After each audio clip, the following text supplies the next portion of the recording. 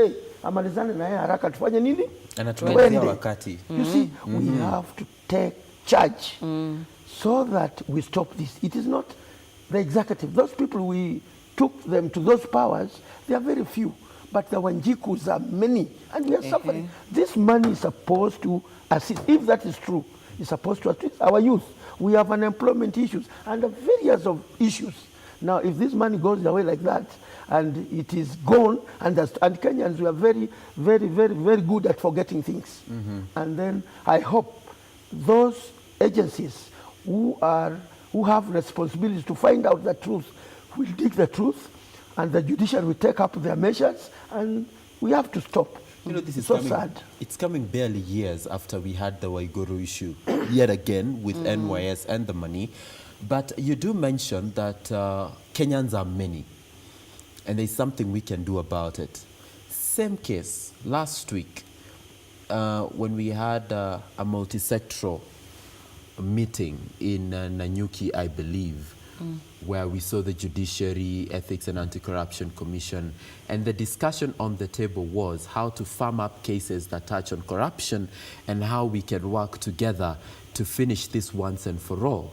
But again, Joy, do you feel this is too much of lip service? Do you feel this is too much of wasting more money going for more commissions, I mean, more meetings outside the city to discuss an issue, honestly, that can just be solved by willpower alone?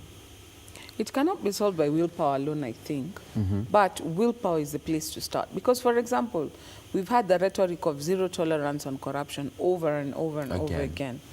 But let us think back to when did we really start seeing corruption take hold in Kenya? Maybe you are too young, but if I look at Major here and myself, we remember those days when it was fashionable for you to use your crown to not sleep hungry. So the government officials were remunerated very badly, but they sort of had a leeway of you can use your office to help yourself be more comfortable. So you get very little from the government, but uko na crown, so tumia crown. That's where that culture started, where you expect to eat from where you're working over and above your remuneration. What that did, it inculcated in us a culture where we are not satisfied with what we negotiate as our payment, what we negotiate as our remuneration. So you come and tell somebody, I'm going to work for you, you're going to pay me 10,000 shillings, and that while you're there, you're still looking for, can I pinch a spoon? Can I pinch a biro? Can I pinch a stapler? So in our psyche, there is something that got woven in, that if you've got a place where you're working, that is where you should also get creative with activities. Now, in private companies, we can put in measures and we can be ruthless in cracking down on people who pilfer. But in public service, getting hired is difficult. But once you're in, getting out is also very hard. The systems in place that keep you protected at work. We have seen also our politicians being people who are named in these scandals. But what happens? You're told to step aside because of corruption, and people go ahead and elect you as governor. Now, I'm not saying that those who are elected as governors are guilty of corruption. I'm saying that even with the knowledge that this person has got something on their name that they've not yet cleared, Kenyans are still happy to embrace them as leaders. What does that tell you? That they don't mind that you are implicated in this scandal. To them, it means absolutely nothing. There needs to be a culture change in Kenya where corruption becomes a dirty word.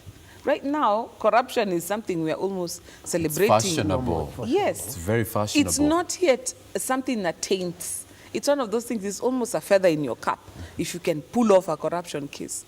Go to court and get away scot-free. Our systems also help us to perpetuate corruption. For example, if you're looking at the criminal justice system, people are supposed to investigate corruption, are police officers and CID officers. Sometimes you go to a police station, even the foolscaps to write on the statements of the witnesses cannot be found. The investigating officer is living in a tin shack or a one-bedroom flat that is sharing with another officer at the back. They're already demoralized. These are individuals who, if you are able to meet a very basic need, they might be the weak link in the cog. Because I've sat in court before as a magistrate. The quality of evidence that is brought before you is what helps you determine whether a person is guilty or not guilty. It's not what is in the papers, what is in the hue and cry, it's Emotions. the evidence before you. So if the evidence that is coming from the police officer, the investigating officer, is already bad to begin with, there is nothing you can do to bring a conviction. You'll hear the matter for 2 years, but at the end, the Nothing outcome will have been happens. determined from the beginning. We need a culture change where corruption is a dirty word, where people are willing to punish corruption ruthlessly on the elementary level, but also on the macro level. We want to see government, and this is zero tolerance. It's a matter, I mean, in China, people can be executed. In Japan, people will commit suicide if your family name will be tainted by corruption. You'd rather commit suicide. We need to get to that place where, as a society, we eschew corruption. So the willpower is not just political will. Even Kenyans, corruption has become a dirty word. Absolutely. But again, you may wonder, who is fooling who here?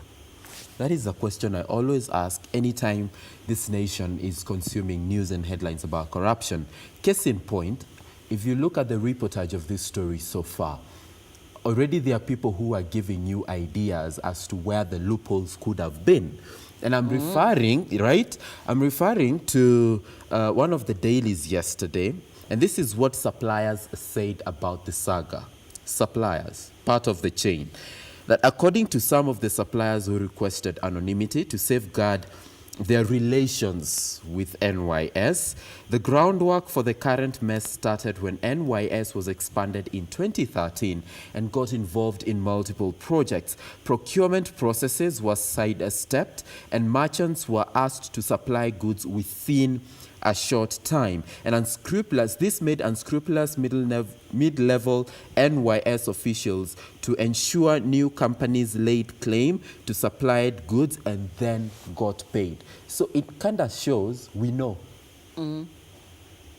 Tunajua. In fact, it's not a government thing. These are suppliers who are saying this. So who is fooling who here, Major? Sammy, I think we should have a national conversation about corruption, because all the upheavals that we are going through as a nation rotates on the pivot of corruption. For example, Sammy, there was a story which was run by the media that somebody wanted to take police land, and it was claimed by the anti-corruption. But we were not told who are these personnel, who are these people who wanted to take this land. We were not told. I don't know if it is they feared those people in power. I don't know. We have to have a will. We have to have a conversation, a national conversation to tackle the corruption. The president, the vice president alone cannot be able to tackle the corruption. Now, Sammy, I'm wondering, although I'm jumping the subject matter here, people are crying, we have to go for referendum. What referendum for when we have a problem like this one, surely, madam? A problem like this one. What referendum do we need? We need to tackle these issues. That's right. So that other issues like unemployment for our youth, we want development. Somebody will stand and say in 2022 he wants to be the president. How does that help Wanjiku? It is 4 years. We have just come out of a very, very stunning general electioneering mood, which divided this country into two parts. It brought the economy almost down to the knees. Who should stand up and say we want a referendum to divide the Kenyans again? Let us have the moral value so that we can defend our constitution by doing the right things. And in reaction to what the president also said, because he's been on record, I don't think there's a State of the Nation address he's given that he hasn't touched on corruption ever since he became president. And he's been very vocal on this issue. And one of the recent sound bites from the president in as far as corruption is concerned, he said, and I quote, that we must address the real elephant in the room, and we must say enough is enough for the country to move forward. Two questions arise from that statement. One, who is the elephant, or what is the elephant in the room? And number two, what will it take for us to move forward, to spark up that spirit of enough is enough, Joy? If you ask me, it's not just the elephant in the room. Oh, there are several. The entire big five is in the room. Because corruption is a big one. ethnicity is a big one. Incompetence or just mediocrity is another big one. If you enter any government installation, you don't get that. Like if you go, for example, to Safaricom, you're looking for services. The main office, right from the gate, the way the watchmen are inspecting the installation, you can see some seriousness. When you go in, you expect You can feel it. to do your business and to get out. You go to a government installation, the same processes are in place, but you can already feel here there is the general sense of laxity. And this mediocrity creeps into even how we do our things. You talk to high-level government officials, and they're very serious about, if you talk to the PSAs and the CSAs, they're very focused on what they need to achieve. Cascade it down to your local office in the village when you go for services. You want to shed tears. I was trying to get a certificate of good conduct. It took me 3 days to get my fingerprints taken. You go to the Huduma today, they have closed early. You go today, they have issued the tokens for the number of fingerprints they're taking. Third time is the time I was able to. I'm thinking, this should be something that takes barely 2 minutes. Why can we not have people working until, why do they work until 1? Why do they?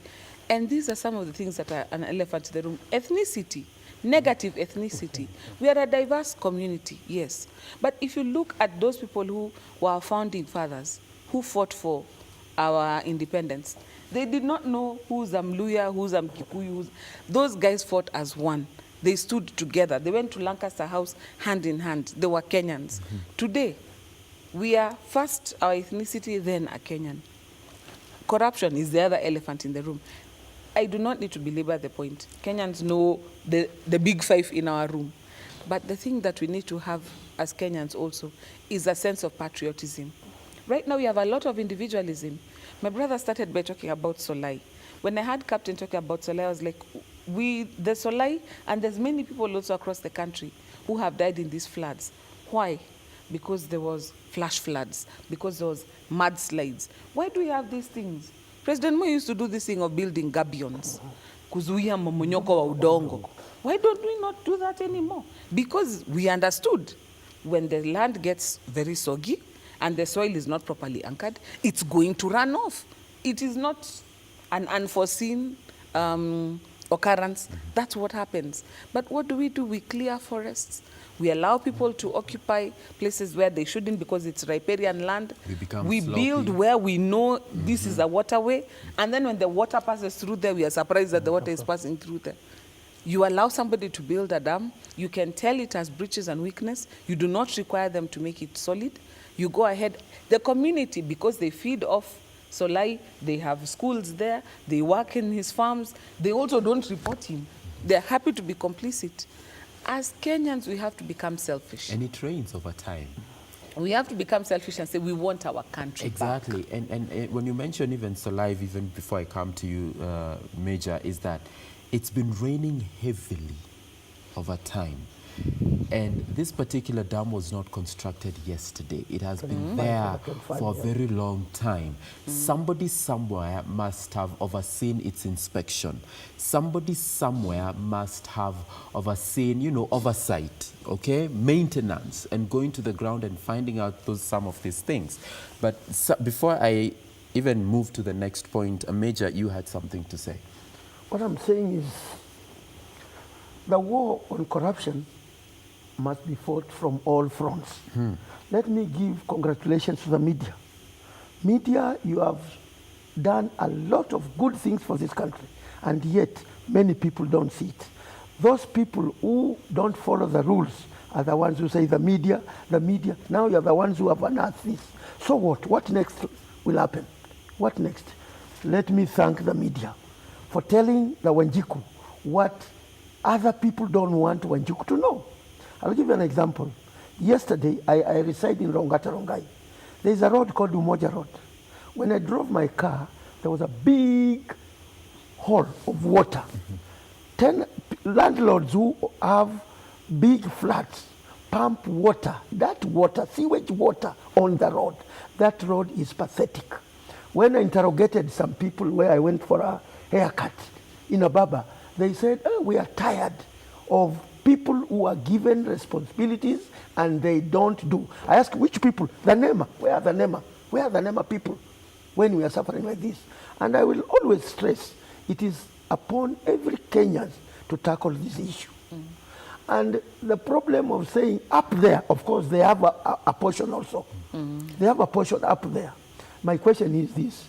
We have cases, as my sister said, which have been prosecuted. They take too long in the judiciary, in the courts. And we, as Sami, Major Mwethi is prosecuted. And what next? He's not in jail in committee.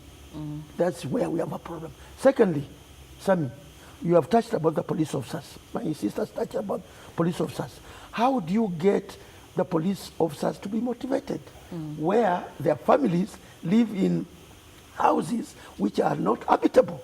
The salaries are not good. They were cut the other day. Yeah, and you expect this police officer to be on the road from morning in such a weather, yeah? And don't expect him to ask for kitu kidogo, surely. Let us start from the basics. Our school curriculum, is it structured in such a way that our youth there know what is corruption?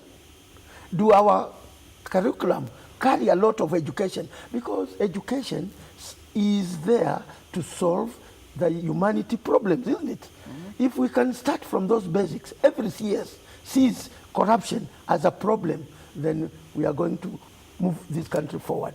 You know, you mentioned something about the curriculum, and it takes me back to a survey that was conducted, I think, late last year, early this year, and it revealed that more than 70% of the young people do not have a problem engaging in corruption so long as it benefits them financially, economically, and it gives them an amplified status quo in society. Isn't that a concern? But they have learned from us. The best. You say ifikie wazazi ilianzia kwa wazazi. Kabla ifikie wazazi ilianzia hapa ikaenda huko ikarudi. Our children are a mirror of what we are. If anybody has a little child when they're tiny and they just start walking, and you'll see them doing things that you do. If Baba sits with a newspaper, you'll see them sitting with a newspaper and also opening. If you walk on the phone and you talk, you'll see the child also pretending to walk on the phone, pretending to talk on the phone, because that's how children learn. When they grow up and they look around and they are looking, who are our role models? And what they have is people who are criminals, basically, who have made their money in ways that nobody can understand. Rewarded by corruption. They are rewarded by being elected into office, by being appointed into positions, by being the creme de la creme of society. They're the ones who are rolling around in the biggest cars. And the children are thinking, so why would I bother study? When we were growing up, you used to be told, like when I said I wanted to become a lawyer, I was be told, look at S.M. Otieno, look at Lee Mudhoga, look at John Kaminwa. Those are the people you want to be like. And that's what, when you go to school, I would look at Rakina Professor Githu Muigai, and I'm thinking to myself, yeah, that's what I want to become. Now the young ones are looking and they're thinking, hey, the money. They're thinking the money. They're not thinking the easy money. The profession. And that thing gets to a place where people become desperate for this thing. When you're desperate for something, then you don't care about the process. All you want is to get the prize. And unfortunately, what that has done is we have a generation now that is very entitled. Even when you offer somebody an opportunity and tell them, okay, come learn the ropes in my farm for a little bit. Let me try and show you a little bit of what I know. First thing they'll ask you is, how much is it going to pay? So I'm like, no, this is a little stipend, just some fare. Guy will give me like 2 weeks. And then one day he won't turn up. I'm like, what is it? Oh, I can't work for that money. I'm like, no, you're not working. You're learning. It's like, well, but you're using me. And I'm thinking to myself, are we missing something? Like I said before, value systems. Our value systems have changed. And we need to put back pride in hard work. What do I mean by this? If you look at let's learn from communities that have been successful. If you look at the Jews, if you look at the Indians, let me deal with the Jews. These guys are less than 7% of the world population. But these guys control about 30% of the world economy. How do they do that? One thing that they do is that by age 9, your child knows what they're going to be when they grow up. Why? Because you take pride in what you do. and you pass it along to your child, such that if they want to do something different, they already have this to begin with. So if you're a cobbler, your child becomes a cobbler like you. If you're a watchmaker, you teach him how to be, such that he has a skill he can use with his hands before he gets any other profession. That's what, as Kenyans, one thing we lack. If your father is a farmer, you don't want to become a farmer. You want to be something else other than a farmer. You look at it like that's what has been. And what it has done is you've got people who, there's enterprise. There's a place you can make a living. But you've decided that doesn't look like you. There's an easier way In fact, to there do are parents things. who would say you cannot be a farmer like me. And it is very unfortunate because we have come to a place where people now, right now, the money is in the land. It's in farming, it's in these activities that are blue collar. And that's why I like that blue collar is part of the big four agenda. Right now, a degree, you can have even several and sleep hungry in this nation. But if you're a welder, you will never sleep hungry. If you're an Uber driver, you will not sleep hungry. A plumber. If you're a carpenter or a plumber, do you know how hard it is to find a plumber in Nairobi? Kwanza a qualified one. You get people with silicon, Shida. but people who know plumbing. Yeah. So when you find one, whatever he charges you, you're happy to pay as long as that's where the money is. As long as that leak But is what fixed. are people going to school for? We are going for IT, international relations. We want still that white collar mentality we're thinking will come into a big UN job. In fact, Sammy, these days, when you ask these young men from the university where they would want to apply for the jobs, they'll tell you some of the corporations, some of the government offices where they will practice and exhibit corruption, where they can get money very quickly, Quick. have all the happy life, where they drive will big work cars. smart. This is the problem. Where they will work smart, I heard. I think for this discussion to benefit the Wanjiku there, we should dwell so much on the solutions. What next? What We have a monster here. As my sister said, 5 elephants, not one. What do we do? What do we do? To my knowledge, I think, and Sammy, I wish I had the power to start a college of all the politicians to teach them on ethics and integrity and values. Because these guys, we give them votes, okay? We give them votes. They come there. Then the next time, they think of adding the money in the salary, in the parliament. You will never hear, very few of them will think of the Wanjiku back there. I can tell you. Think about, I was reading a newspaper when Madame came there. This CS of sports, talking about somebody who wants to become a president. And he's telling us, who wants to be a presidential candidate in this country, should have 200 million to give, to aid the campaign. Surely. How do you think in such a way? 200 million shillings to our youth, 200 million shillings to go to the development. You see, we are worried. Our leaders are letting us down. I tell you, Sammy, if you wake up like from Langata, you see the Kibera people, the peasants, going to the industrial area, and they go there and about 150 shillings per day, walk back again without lunch. You will really shed tears, shed tears. And yet, our political leaders are busy telling us of 2022, they want to be whatever. And I don't know, Madam, what is so important about presidential candidate. Why not governor? Why not MPs? Why not CMS? What is there in the presidency? It's the power. Is the power they want. But It's the the power is power. an illusion. And it's, okay, that's debatable, Joy. It is true, it is an illusion. Because under the new constitution, the presidency has been given checks and balances. For example, how President Moi was president is not how President Kenyatta right now is president.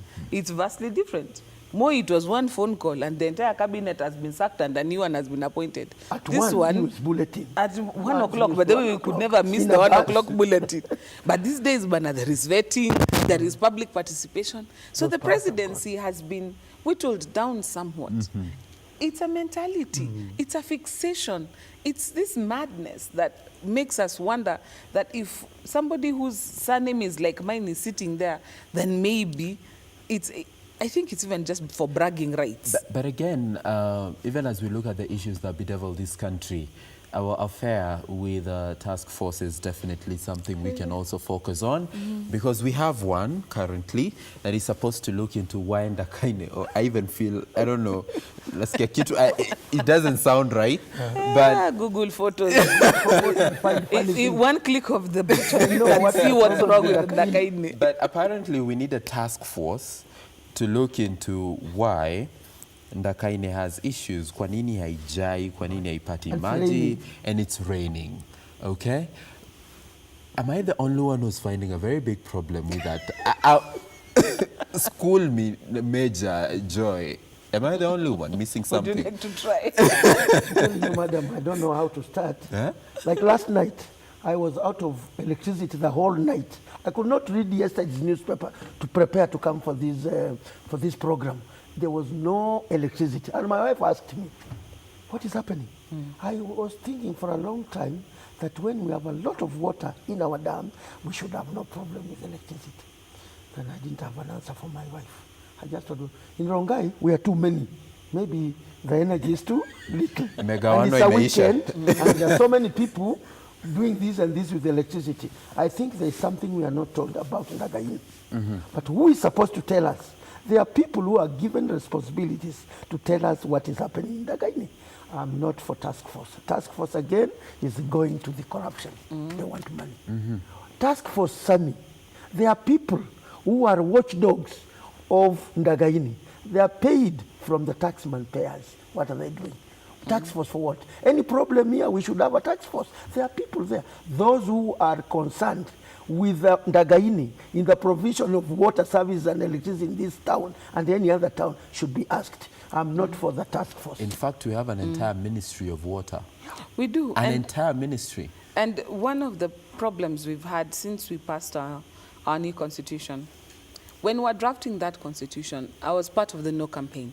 And one of my biggest consternations was that we were taking government functions and removing them from government and giving them to independent commissions to do the work of government. So what has happened is that everybody thinks that somebody is doing something, and then at the end, nobody ends up doing it.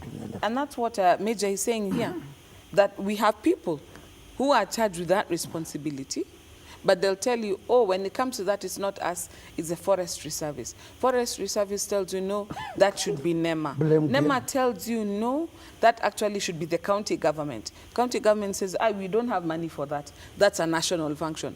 Before long, you are not even sure who's supposed to be doing this. If I was president for a day, the first thing I would do is the independent commissions we disband. Let government functions go back to government.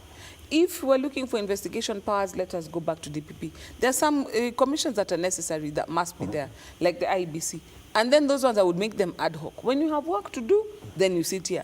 Otherwise, we've got 5 years here planning mischief. We can't have that sort of behavior. Then we've got people who, for example, are taking advantage of the situation. Let's take the energy sector, for example. That's one sector that has got almost, if I'm not wrong, like 9 or 10 different things. There's the Regulatory Commission, there's KenGen, there's KETRACO, the one for rural electrification, there is the one that Kenya Power that distributes. There are so many people who are doing something. There's the nuclear board. The energy sector has got so many boards. And this should be one government ministry coordinating these functions. But we did this because we did not trust government to do things the way they're supposed to do. But what have we done? We have taken that inefficiency and broken it down into many pieces. And now the inefficiency is even more expensive. For example, we are dealing now with floods. It would have made more sense to me if all the resources available for dealing with natural disasters were channeled and funneled through one direction.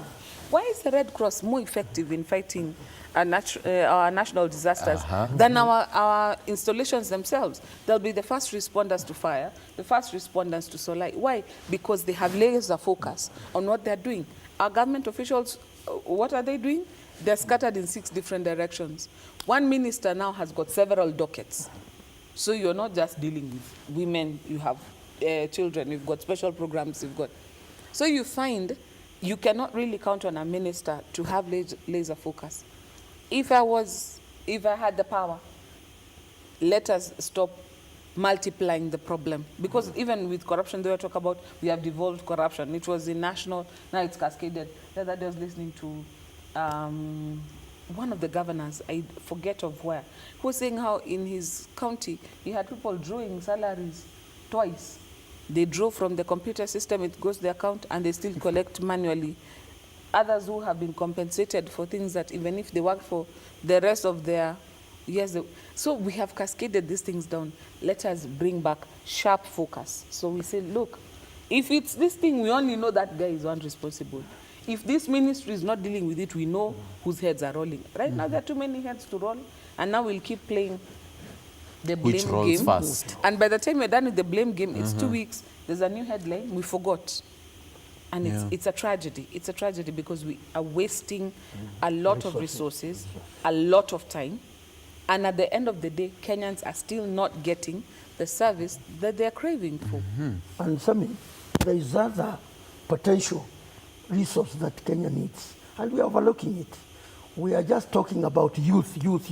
But when it comes to giving tasks to people, youth are sidelined. If you look at this, I'm not questioning the president, what he did about the initiative of giving committees who are going to align the handshake. You find ancient people, not old, ancient people who are there. I'm sorry to mention these names, like Lawi. I'm not saying it's bad, but I'm telling you, Sammy, we have very good young people who have education and wisdom. Who says wisdom cannot be gotten from the youth? Well, who, when they are given that job, they'll do it perfectly. But when it comes to this, you find these people who have retired again. You recycle them. You bring them back there. What do you expect? We have university students, even university students, who are fourth year, third year. Give them that option. I'm telling you, work will be done. And they will move this country forward. Let us not go back. They are there to give experiences, to show us, to lead.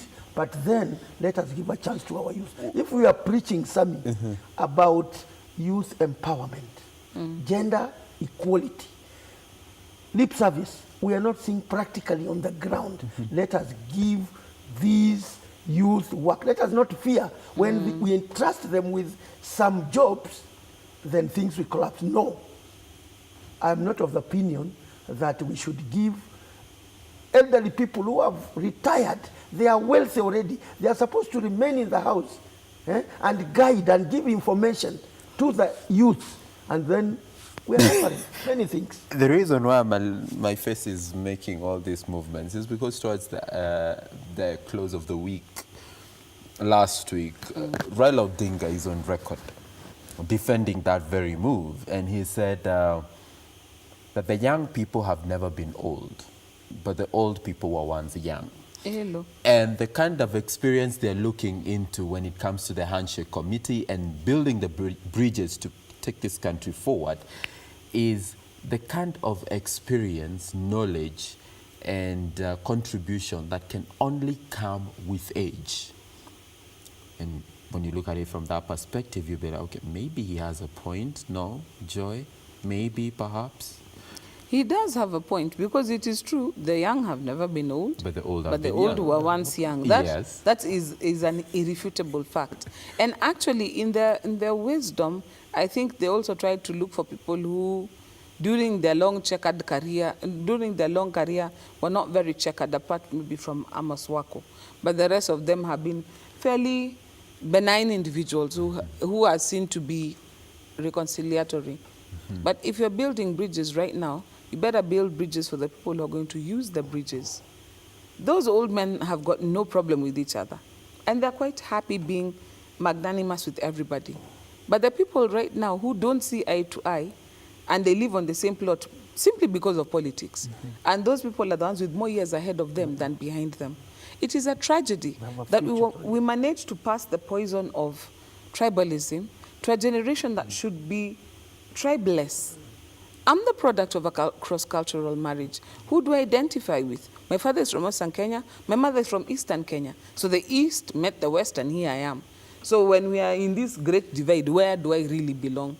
Should I identify with my maternal relatives or my paternal relatives? Should I walk in the middle? Indians are now recognized as a tribe. The Nubians, I'm suspecting, might be trying to also get recognized as a tribe. Makonde have been Makonde, recognized as a Mombasa. tribe. So we are people who are not even originally from Kenya, who have emigrated and settled here, who are being integrated into a society. But we have never been more fractured ethnically. Why? Because we have forced people to identify and organize like that politically. Kenyans have to get some pride and say, look, We are tired. because we are moving forward, we are building bridges. One thing that I hope the committee will do is have that more inclusive participation. Maybe we are not in the committee, but I hope they will make time to talk to people of my generation, of younger than me, and of my children's generation. Because those are the ones who are going to walk over those bridges. So you can't just build a bridge and within 10 years, God has given you rest from your labors. And now when I come, I discover the technology used is not even safe for me to walk on that bridge. So there has to be that participation for it to be successful. For it to be successful. Sami. Yes, Major. Young men can do a lot of work in this country. That's right. I'm not suggesting that we exclude totally, exclusively the old men, but they are there to give guidance. And I'll give you an example. I come from Tharaka Nithi County, where most of my fellows say it is a marginalized. We have, and I'm not campaigning for him, we have a governor, Muzomi Njoki. I went over the weekend in the headquarters for no apparent reason to see what development is taking on in my county. And Njoroge, you better go there and see. He has done a wonderful job. He has planted trees almost 5 kilometers along the side. The headquarters, which was not there, which had stalled, it is functioning and everything is going on. There is a road called Kereria Road. It is very good and it has brought problems to the people of Tharaka Nithi for a long period of time. The markets have come up and people are very happy. He's very young and he's doing his job. I think if everybody in this country takes his role to do what is right, we would move this country forward. We literally have very few minutes to wind up this show, but I'd like us to address something very briefly, and that is the push for constitutional reform in this country. What exactly should inform this decision? There's need for constitutional reform in the country. That's not in doubt. Like I said, I was part of the No campaign.